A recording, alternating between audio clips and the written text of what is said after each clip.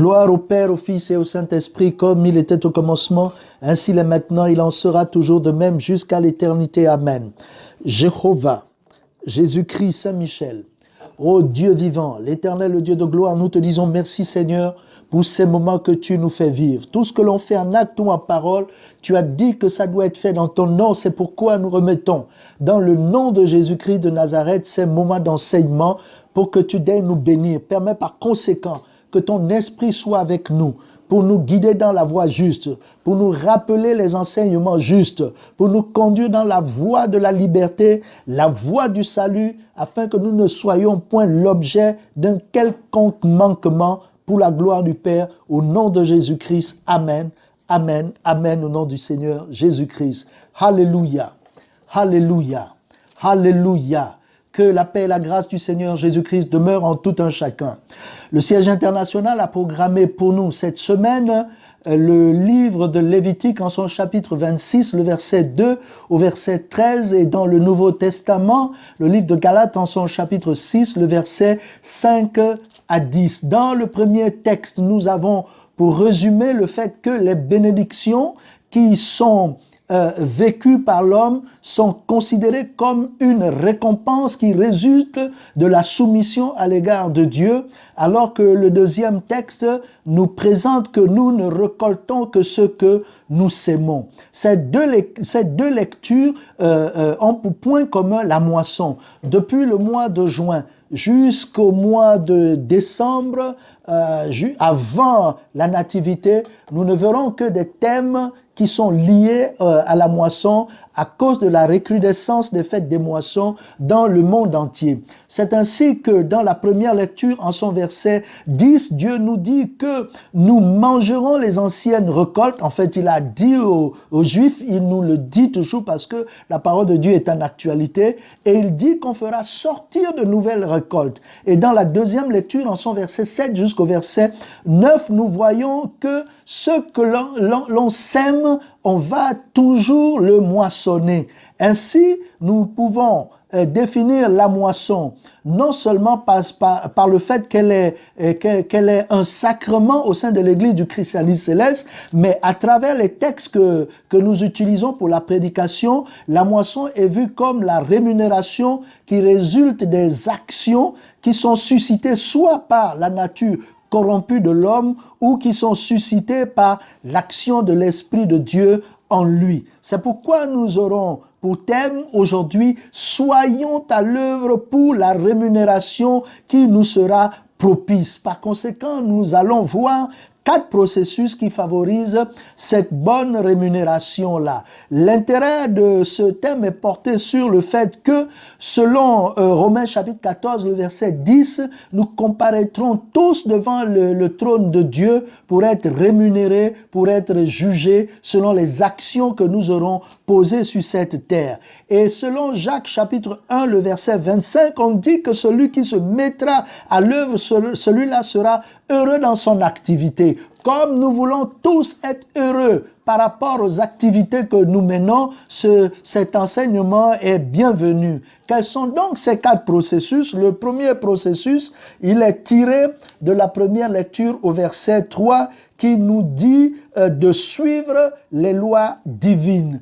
1 Samuel chapitre 13, le verset 13 à 14 nous montre que le roi Saül, qui venait de recevoir la grâce de Dieu pour être compté comme le premier roi des Juifs, n'a pas marché en soumission de la parole de Dieu. Il a violé cette loi et le prophète Samuel lui a dit si tu aurais marché dans la loi que l'Éternel t'avait donnée, tu aurais affermi ton règne pour toujours. Donc, ton règne sera maintenant un règne éphémère. D'aucuns pensent que lorsque Dieu donne, c'est exclusivement donné. Non, l'Écriture nous fait ressortir que nous devons encore nous soumettre à Dieu pour que les dons de Dieu ne soient pas rendus éphémères par notre propre comportement. Et David nous dit dans le psaume 81, au verset 14 à 17, il parlait aux Juifs de son temps en disant que s'ils suivaient les lois de l'Éternel, promptement l'Éternel allait agir en leur faveur pour les détourner des moments difficiles, pour faire fléchir leurs ennemis devant eux et pour rehausser Israël afin qu'il soit l'objet du respect de ses ennemis. Certains ne suivent pas bien les lois de Dieu parce qu'ils ne les appréhendent pas très bien, comme nous l'a dit Matthieu chapitre 22, verset 29, où Jésus a dit, vous êtes dans l'erreur parce que vous ne comprenez pas les Écritures ni la puissance de Dieu. Le fait de ne pas comprendre les Saintes Écritures amène l'individu à marcher dans l'erreur. Et Juge chapitre 2, le verset 22, nous montre aussi que d'aucuns ne suivent pas les lois divines à cause des difficultés que cela peut entraîner, les épreuves qui pourraient advenir dans leur vie. C'est pourquoi on nous dit dans 1 Timothée chapitre 4, le verset 13, de nous appliquer dans la lecture des textes bibliques. Cette application dans la lecture des textes nous amènera à avoir une connaissance qui nous permettrait d'exhorter, d'inciter les autres. On ne peut inciter que si l'on a compris ce que nous avons lu et par la suite, nous pourrions enseigner. Que le Seigneur Dieu Tout-Puissant nous assiste et nous bénisse. Deuxième processus, nous le voyons toujours dans le verset 3 de la première lecture. Il s'agit de garder et de mettre en pratique les lois divines. Genèse 18, verset 18 à 19, nous montre que Dieu a choisi Abraham et ses enfants pour garder les lois de Dieu, pour garder la parole de Dieu, afin de les transmettre aux générations qui suivraient. Et lorsque ces choses seront gardées, Dieu va accomplir tout ce qu'il a dit à Abraham en faveur de l'humanité tout entière. Que le Seigneur nous assiste. Et le livre de Malachie, en son chapitre 2, au verset 6, au verset 9, nous a dit que les lèvres du prêtre doivent garder la science pour l'enseigner, pour ramener les gens dans le chemin de la vérité. Et que s'il ne le faisait pas, il allait détourner le peuple et par conséquent sera l'objet lui-même d'un jugement particulier de Dieu. Alors certains ne gardent pas cette parole parce qu'ils sont influencés certainement par les mauvais chrétiens. Il nous a dit dans 1 Corinthiens chapitre 15, le verset 33 à 34, « Revenez à vous-même ». Donc celui qui s'est laissé influencer par des mauvais croyants est à peu près cette connotation d'insensé. Il est considéré comme un fou. C'est pourquoi Paul dit « Revenez à vous », certainement par une introspection. L'Écriture aussi nous montre que certains n'attachent pas de l'intérêt à la parole de Dieu,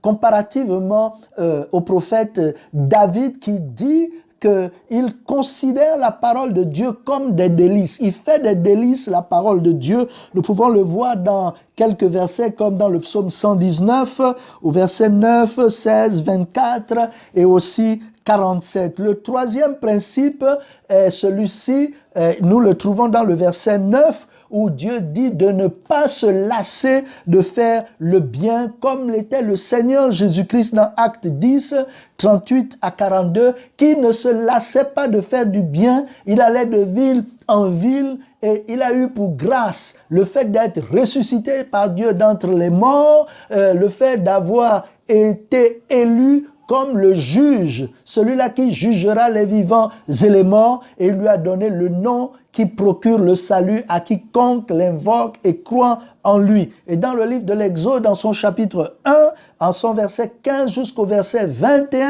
les sages femmes ne se lassaient pas de faire le bien en violation de l'ordonnance de Pharaon qui leur demandait d'exécuter les mâles-nés qui sortaient des femmes hébreux. Et la suite de cela, c'est qu'elles ont été l'objet d'une bénédiction particulière, elles ainsi que leur famille. Que le Seigneur Dieu Tout-Puissant nous assiste. Certains se lassent de faire le bien parce qu'ils ne voient pas, d'une part, la rémunération qui découle de ces actions-là, et d'autres sont influencés par l'ingratitude des personnes qu'elles ont aidées. L'Écriture nous dit, dans le livre de l'Ecclésiaste, dans son chapitre 3, le verset 1 à 8 et le verset 17, qu'il y a un temps pour toute chose sur la terre. Et nous voyons donc que l'influence de la loi de la périodicité sur tout homme, même sur les croyants. Et l'Écriture dans Colossiens chapitre 3, le verset 18, au sujet des ingrats, l'Écriture a dit « Supportez-vous les uns les autres ». Le quatrième processus, il ressort du verset 10 de la deuxième lecture.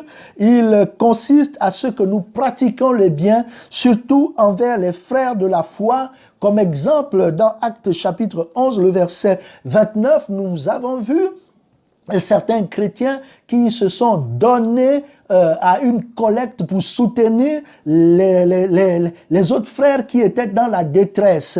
Et nous voyons aussi dans 1 Thessaloniciens chapitre 4, le verset 6, le fait que Dieu envoie son jugement contre ceux-là qui usent de fraude envers leurs frères, parce que la fraternité est très importante aux yeux de Dieu. Le fait de manquer de s'y adonner à faire le bien envers les frères en la foi nous montre que nous ne savons pas que ces actions donnent une perception de notre religion. Ceux qui ne sont pas avec nous nous observent par rapport à nos actions, nous jugent aussi par rapport aux actions que nous menons. C'est pourquoi Jude, en son verset 3, nous a dit que nous devons combattre pour la foi qui nous a été transmise une fois pour toutes. Et 1 Corinthiens 12, le verset 19, nous montre que nous sommes membres les uns les autres. Ainsi, lorsqu'un membre souffre,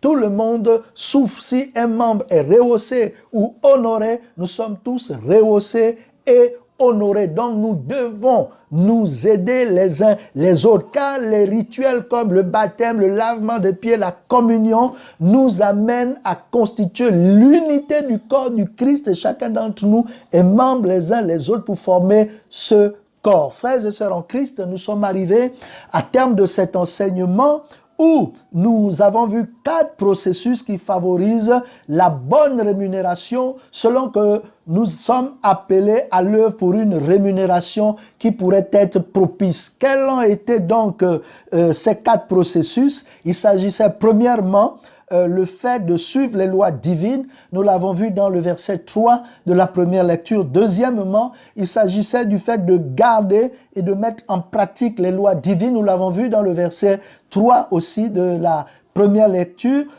Troisièmement, nous avons vu le fait de ne pas se lasser de faire le bien. Nous l'avons vu dans la deuxième lecture dans son verset 9. Et le 4e processus, il s'agissait de pratiquer le bien surtout envers les frères dans la foi. Nous l'avons vu dans le verset 10 de la deuxième lecture. C'est ce que nous ferons si Dieu le veut, parce que c'est lui qui produit le vouloir et le faire en nous. C'est ce que nous ferons également si nous le voulons, si nous faisons une introspection qui nous conduira à faire toutes ces choses. Que Dieu vous bénisse au nom de Jésus-Christ. Amen. Gloire au Père, au Fils et au Saint-Esprit, comme il était au commencement, et s'il est maintenant, il en sera toujours de même jusqu'à l'éternité. Amen. Jéhovah, Jésus-Christ, Saint-Michel, ô Dieu vivant, l'Éternel, le Dieu de gloire, nous te disons merci pour ces moments que tu nous as fait vivre aussi. Nous venons trouver refuge auprès de toi et sollicitons, Seigneur, ton indulgence, ta miséricorde et ta bonté, pour que tu daignes envoyer ton esprit, pour qu'il vienne éclairer, Seigneur, cet auditoire, ramener tes enfants dans le chemin droit, le chemin des hommes vertueux, les éloigner, Seigneur, du chemin de la perdition, pour qu'ils puissent participer à ton royaume, à ton avènement, pour la gloire du Père, au nom de Jésus-Christ. Amen, amen, amen, au nom du Seigneur Jésus-Christ.